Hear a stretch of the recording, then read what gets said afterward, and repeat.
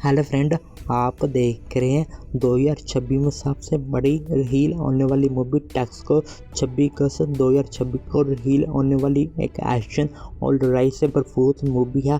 और इस वीडियो में आपको मिलेगा इस वीडियो के अदाकारों के नाम और इस वीडियो के फिल्म की कहानी और इस एक्शन मूवी की ज़बरदस्त एक्शन मूवी जो एक इंडियन ज़बरदस्त न्यू मूवी है जो अभी रिलीज नहीं हुई, आपको मिल गया इस फिल्म की कहानी। आइए देखते हैं वीडियो का अगला हिस्सा।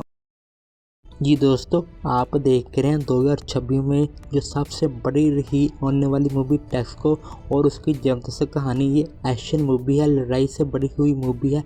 और इस फिल्म में की कहानी एक माफिया जो गुंडों से बड़ी हुई एक कहानी घूमती है, जो एक मुजरिम की घूमती है, जहां एक हीरो अकेला ही तमाम दुश्मनों से लड़ाई करता है और उन सबको मार डालता है।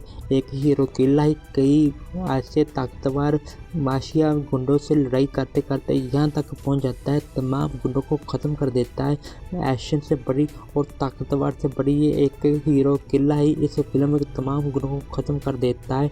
अगर आपको हमारी वीडियो अच्छी लगी है, हमारी वीडियो के लिए शेयर और लाइक कर देना, हमारे चैनल को फॉलो कर देना और घंटी का बटन दबा देना।